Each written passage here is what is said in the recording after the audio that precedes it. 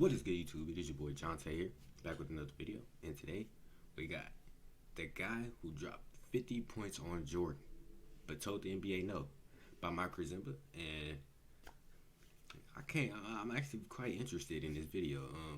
It's gonna be good to hear that something happened to Jordan that a lot of people don't want to bring up. So make sure you guys check out Mike Krizemba's channel. Original video will be down in the description down below. And without further ado, let's get into this.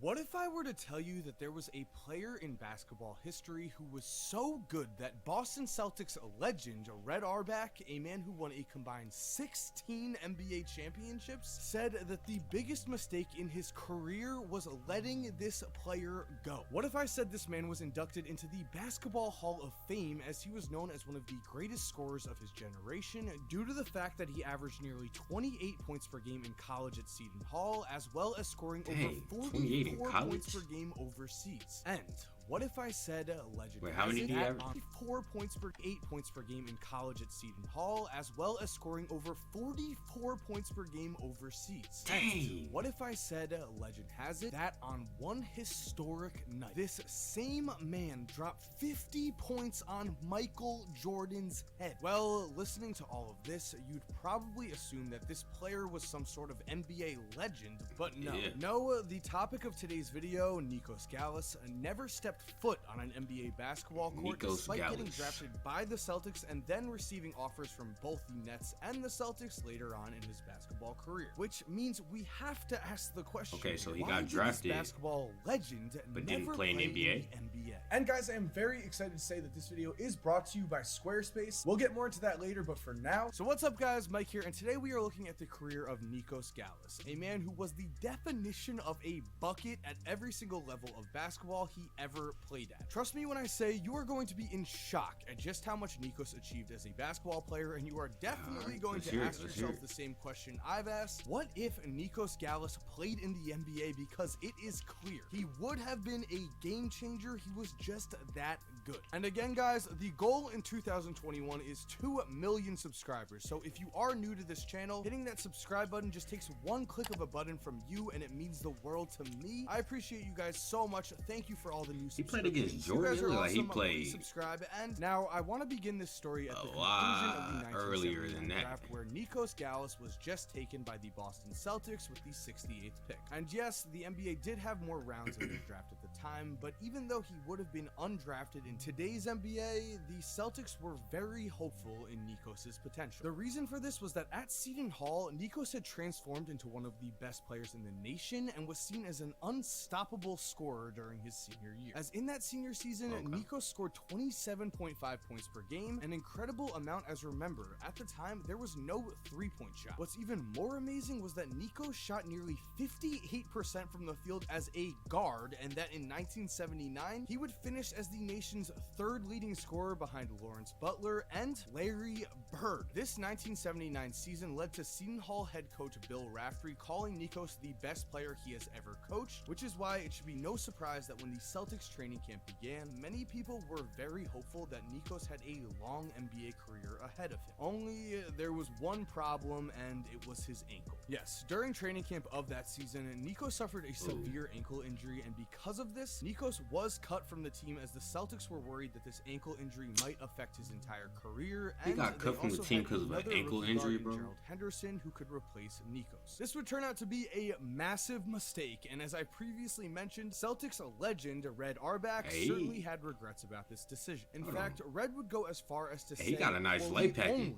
big mistake of my career was not signing Gallus back then, which are some pretty insane words when you think about it. Red Auerbach was involved with the Boston Celtics either as the team's coach, general manager, or president for over 50 He looked like he got a lot of hang years. To call Nikos his only big mistake must have meant that this really haunted him, and really, just based on the legend that Nikos dropped 50 points on Michael Jordan's head, is proof enough to me that this statement is true. Now, we are going to dig deeper into that Michael Jordan game in a bit. For now, though, let's listen to Nikos' thoughts on getting cut. As he said, it was my decision too. We sat down and talked. I had generous offers from Greece, coming from a poor family to go overseas. It was a decision I never regretted because I fell in love with the place and people as soon as I got there. I've been there 38 years now. I never left, no regrets. And while Nikos might have no regrets, it's not hard to see why the Celtics and Red Auerbach did. Because during his professional basketball career, Nikos established himself as the best Greek player to ever play the game of basketball. In fact, before we even get into his achievements, just know that Nikos was the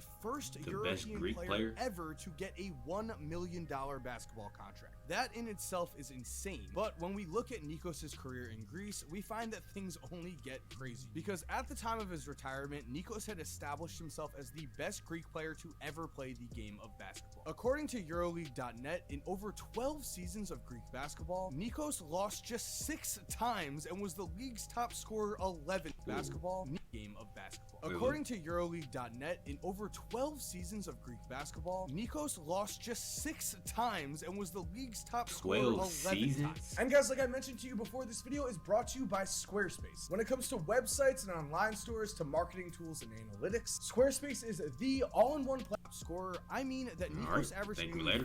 And now guys, let's continue on with the video. And when I say top scorer, I mean that Nikos averaged nearly 40 points per... Okay, so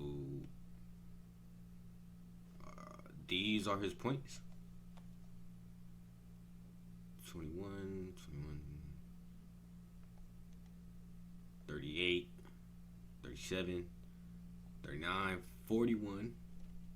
Per game throughout his prime as a basketball player, 44. and in 1981, he put up a staggering 44 points per game for the season. On top of this, Nikos also led the EuroLeague in scoring 8 times, and in those games against much tougher competition, Nikos still averaged close to 35 points per game for his EuroLeague career, with a high of 37.7 points per game in 1988. Again, the man was a walking bucket, and I mean, you can never really tell if players overseas are going to transfer over to the NBA and be just as good, because like,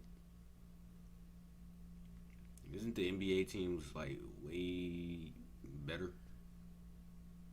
And here's why. Now, to me, one of the most interesting things to look for when we watch Nikos' game, But I guess if you were averaging 40 points per game, I think you'd be pretty solid, I guess.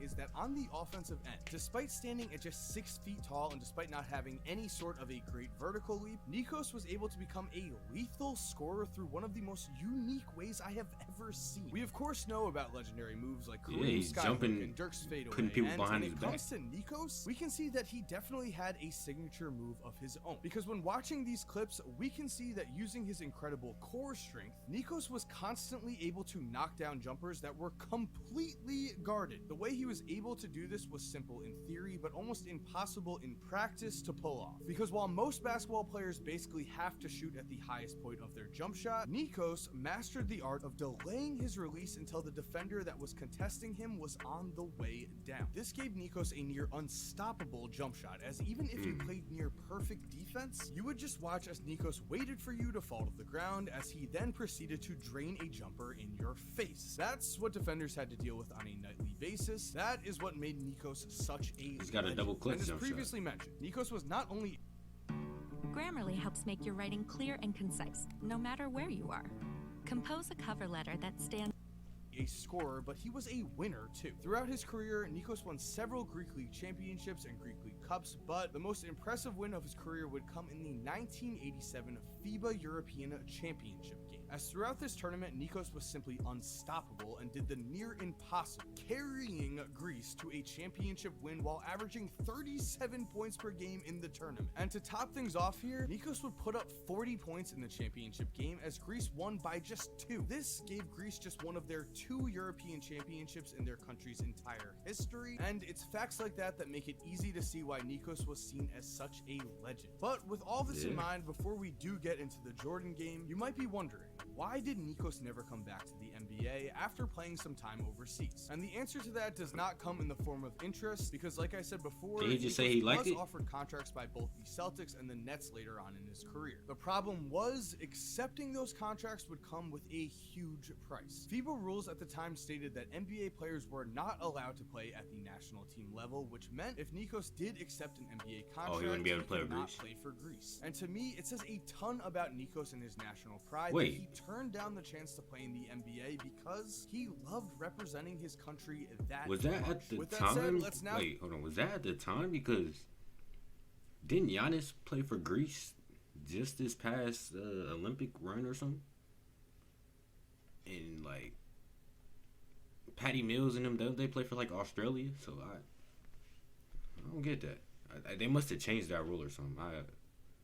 I'll talk about what you've been waiting for, Nikos' matchup with Michael Jordan himself. Now, to be clear, this matchup did occur when Jordan was in college and Nikos was playing with the Greece national team, but we have to remember two things. One, Alright, the Jordan in talent gap college. between the rest of the world and the United States was so big at this point that the Tar Heels would actually beat the Greece national team. Yeah, that's what I'm And saying, two, like- Michael Jordan was already 20 years old and had already begun to show some serious flashes of the generational talent he would become. With that in mind, it's no surprise that in this game, Jordan So he would dropped score 50 on a 34 20-year-old points in Jordan. his team's win. What is potentially shocking is that the legend goes, for his part, Nikos scored 50 points on Michael Jordan. 50 points. Now, to be completely transparent with you guys, this game is actually a source of incredible debate because while a lot of people do claim So that how Nikos many did was score on 50 points Jordan? here, others state that the number was closer to 24, which is an absurd difference. And unfortunately, because this was an exhibition game played in 1983, almost 30 years ago, there is no stat sheet, so we really can't tell for sure. Regardless of anything though, what I do know is that after this game, Michael Jordan gave Nikos the ultimate seal of approval. Because when asked about Nikos, a more than impressed Mike would say, quote, "He is a complete player. I didn't expect to see such a scorer from Europe, especially from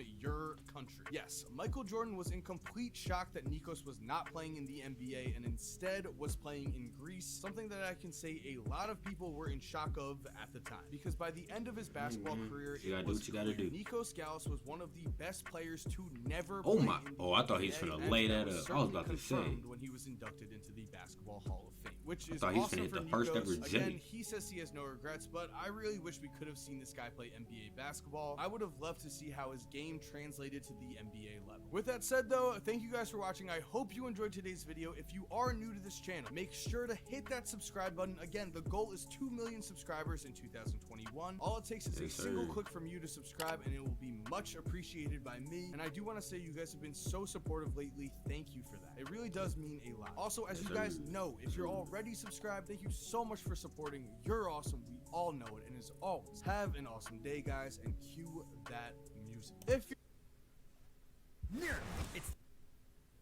What the?